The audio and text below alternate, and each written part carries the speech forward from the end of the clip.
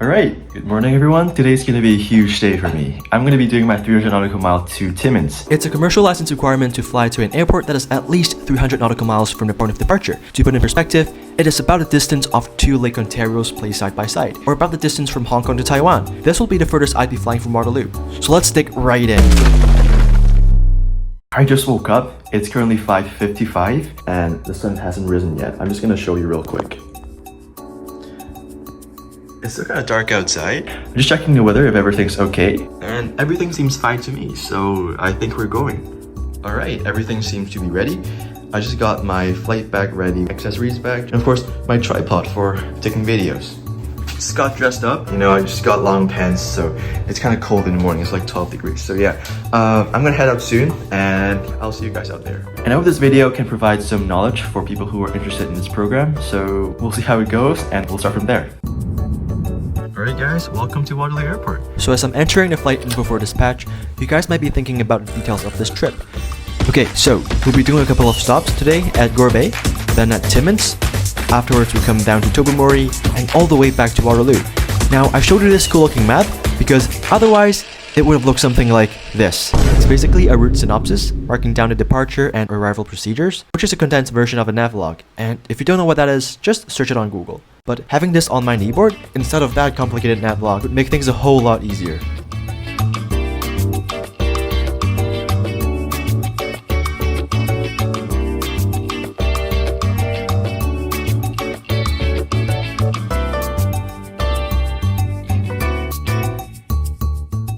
Just to make sure that we're on the engine page.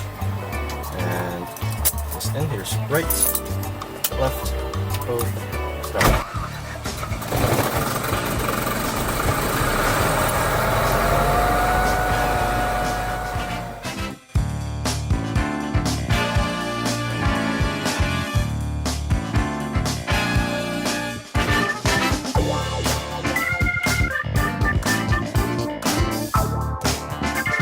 So we are already behind my planned schedule, but I'm not gonna rush. In fact, I need to be aware of the fact that I might rush, so I won't miss any steps on my checklist, which could go really wrong.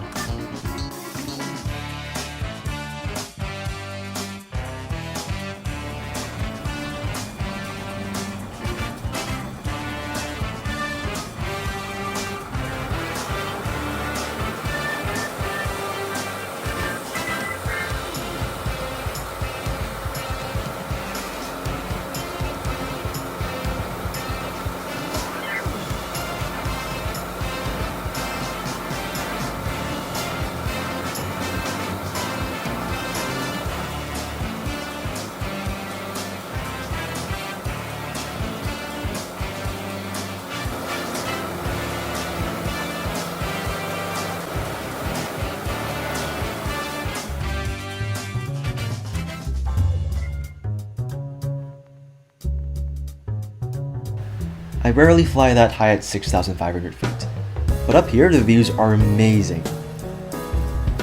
Alright, so now we are arriving at Gore Bay, and landing at an uncontrolled airport is quite simple. I made a radio call, descended to circuit altitude plus 500 feet, did a teardrop turn and descend to circuit altitude, cross overhead the runway, radio call, join downwind and pre-landing checks, radio call, turn base and descent, did a gum check, turn final, radio call, make sure the plane's stable, and you're good to go. Easy peasy.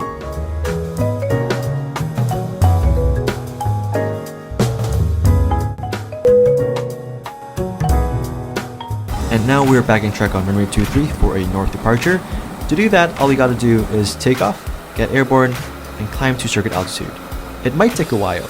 Afterwards, we'll turn on course, and since Timmins is at our north, we'll turn north and continue our climb to 5,500 feet.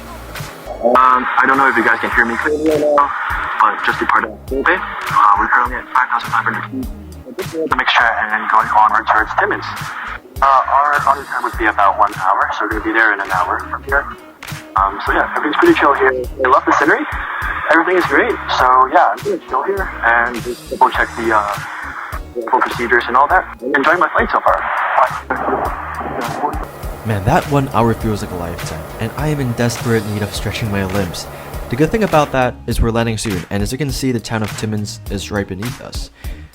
So I've established radio contact with Timmins radio, so all we gotta do is to join a circuit and get the plane down.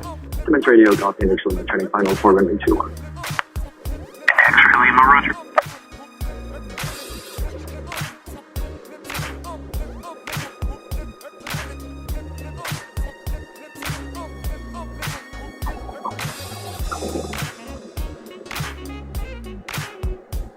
Timmins radio, got India X-ray Lima, speak sitting on Alpha and clear file like this. India X-ray Lima, roger. Welcome to Timmins, everyone. We do a mixture full length. Timmins radio, Bravo 776, turning short final on H1. Bravo 776, Timmins radio, roger. And we're going to engine switch off. Sure, please. A little bit just so the fuel pressure is lower to avoid vapor lock. Yeah, and there we go. All right, everyone, we have arrived Timmins, and fresh air. Let's go. Now we're getting fuel for our DA40. Doesn't seem like there's anyone around us, but I guess it's a nice place to go to maybe. First time being in Northern Ontario, actually. It's kind of cool.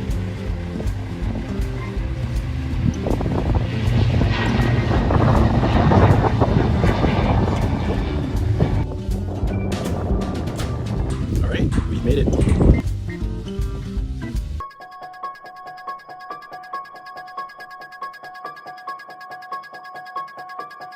We just came out of this mysterious door. And yeah, just got my logbook stamped. So let's finish up our lunch, or maybe breakfast that I haven't finished.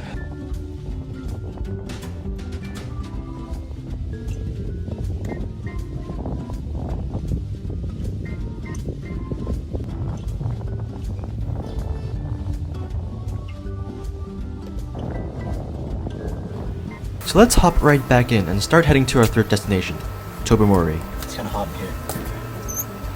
We got the sun blasting from there, and right now it's like 21 degrees. With the added greenhouse effect, I believe it's about 30 degrees in here. It's kind of hot, but it's fine. So, we're gonna go to the engine page, and normal start checklist. Don't turn on the fuel pump. Throttle 3 centimeters from idle, and ignition switch start. Clear! So here's right, left, both.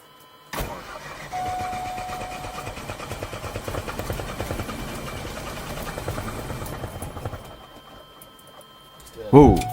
Did you guys see what happened? Yes, I was rushing to get the engine started and cranked the mixture in before the prop catched. In other words, I've introduced fuel way too early and got a flooded engine. So I've heard people have gotten stuck in their cross country due to various reasons like vapor lock and bad weather, and I was so scared that I could be one of them. And bear in mind, I couldn't figure out what was going on with my plane yet. So I started again off camera, but I got the exact same results. So from that point I was thinking, okay, now what? Hello? Hey, I think I'm stuck at Timmins. Have you tried the hot start procedures? Yeah, I tried a couple times, but it didn't work. Okay, maybe try hopping out of the plane to see if there's any fuel dripping from the engine. So I hopped out of the plane, and I saw fuel dripping from the engine.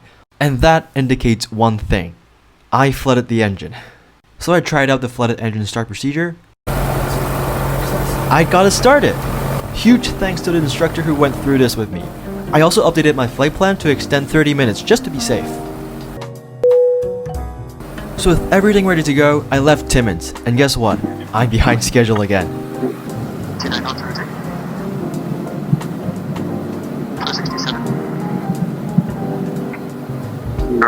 That's your checks. Just like that.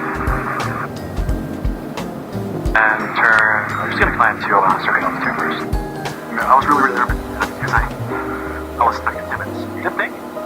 The engine started on an up in here. Now we're headed to Tobermory. Complete our 3. So right now, yeah, I'm just chilling right here.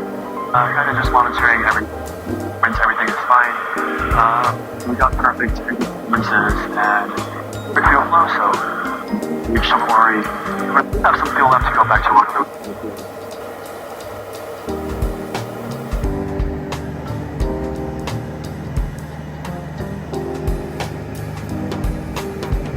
So after about 2 hours of flight, we've arrived to Wimori, known for its cool scuba diving spots and nice landscapes. Considering the airport is surrounded by forest though, the winds were quite turbulent here, and I'll be honest with you, the landing wasn't good. But we still got it down safely.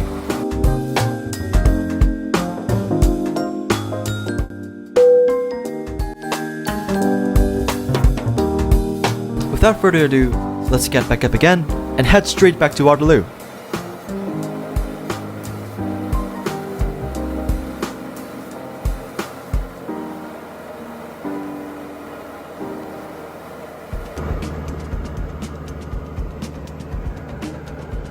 Okay, now we are in the final stretch. Our 300 nautical mile. We're currently up in the Nautical Fashion Kitchen in Waterloo. So yeah, and around 15 minutes. As we flew closer to Waterloo, I passed through certain towns that I've flown over before throughout the course of my flight training, and that reminds me of all the effort I've spent, all the challenges I've faced to come to this day. The day that I'd be flying the furthest from home all by myself, and I'm super grateful for that. And on to the moment we've all been waiting for.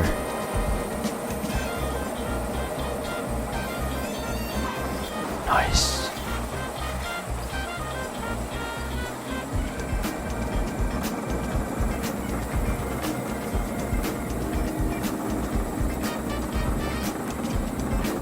We actually made it back on time.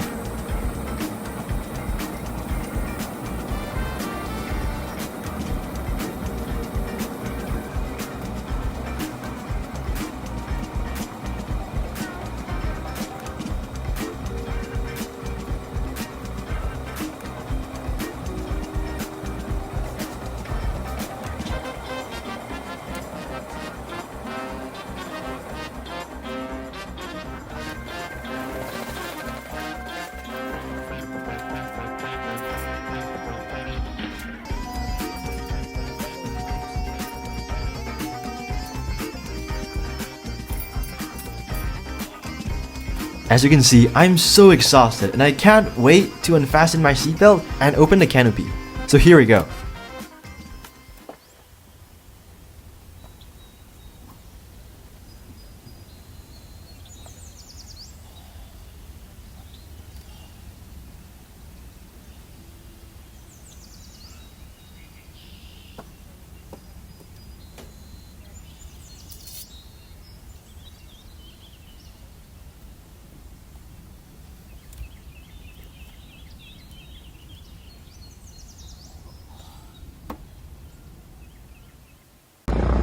Alright guys, that pretty much sums up my 300 Timmins. And if you're still watching this video, thanks for going on to this journey with me together. Every single view means a lot to me, and a like and subscribe to this channel would be amazing. There's more to come, and I'll for sure keep you guys posted. See you!